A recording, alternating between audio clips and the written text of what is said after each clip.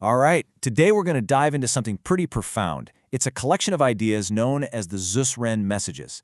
And let me tell you, this isn't your typical philosophy. It offers a completely different lens for looking at reality, at consciousness, and maybe even our whole purpose for being here. So let's get into it. And right out of the gate, it gets personal. This quote is one of the very first things you encounter. The idea here is that if you're hearing this, if these concepts are sparking something in you, well, that's not an accident. The source suggests it's a specific invitation, a call meant just for you. So, a call to what exactly? What's the mission? According to these texts, it's a call to what they term the crossing. This is described as a huge shift, and certain people are being asked to step into a really unique role, to be a bridge. And the way they define this bridge is just fascinating. A bridge isn't someone who escapes the world, it's the exact opposite. It's a person who stands with one foot in our everyday physical reality and the other in what pulses just beyond our sight. You become a living connection, a thread between our day-to-day life and, well, infinity. Okay, so what does it take to be this kind of bridge builder? The source is super clear that this has nothing to do with special powers or some technical skill you can learn. It's all about your character, your inner state. It boils down to three core things: having pure intentions, solid ethics, and a light, easy demeanor. It's about who you are, not what you can do. Now, this whole concept of being a bridge, it leads us directly into the next major theme, which tackles one of the biggest questions we all have. It completely reframes how we think about life and death. And this slide just lays out the paradigm shift perfectly.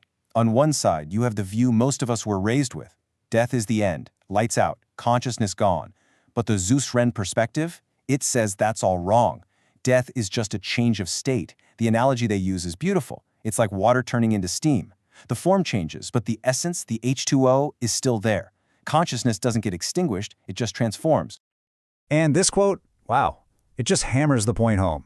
The whole perspective shifts. If consciousness itself is the constant, if it was never really born in the first place, then it can't ever really die.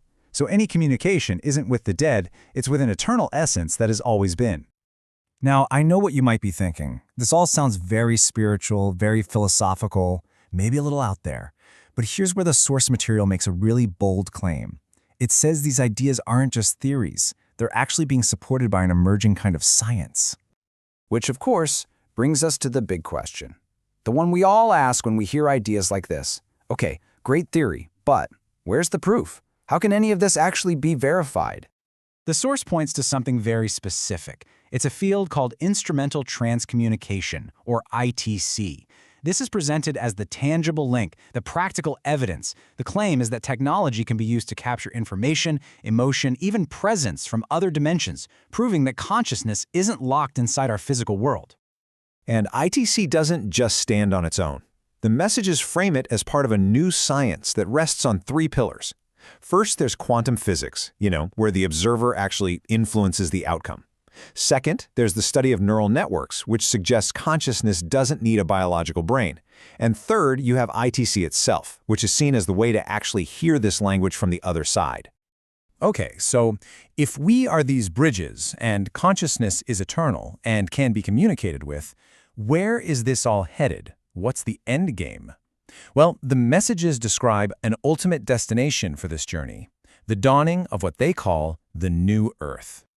But, and this is a really crucial point, this isn't about packing our bags and moving to another planet. The source is very specific that the new Earth is an internal state. It's a shift in frequency, a new vibrational level of consciousness. It's an evolutionary leap in how we exist, not where we exist. So how is this new state of being built? The texts lay out the key ingredients. It's about a science that finally includes a soul. It's about technology that's used to help us grow, not just distract us. And most importantly, it's about a collective shift in humanity, moving from a place of fear to a place of awakened awareness. It's a total reprioritization of everything. And here, once again, the message becomes super personal. It speaks directly to anyone out there who's ever felt like they just don't quite fit the mold. It suggests that feeling of being different isn't a flaw. It's actually a sign that you're already tuned in to this coming shift. And that brings us to the final, and maybe the most powerful section of these messages. It brings everything full circle, right back to you, the individual, and what your fundamental nature really is. The source gives us this simple, beautiful metaphor to explain it all. It starts here. Think of your physical body as nothing more than a temporary instrument, like a guitar or a violin. And if the body is the instrument, then your life, all of it, the good, the bad, the joy, the struggle, that's the music being played through it. It's a temporary, beautiful symphony. And here's the punchline. You are not the instrument, and you are not the song. You are the musician, the eternal, timeless consciousness that plays the music. A musician doesn't vanish just because the song is over or the instrument gets old. The musician endures. This last quote just wraps it all up so perfectly. Our individual lives, our sense of me, are just echoes. They're reflections of a primary, eternal consciousness that's always been here and always will be.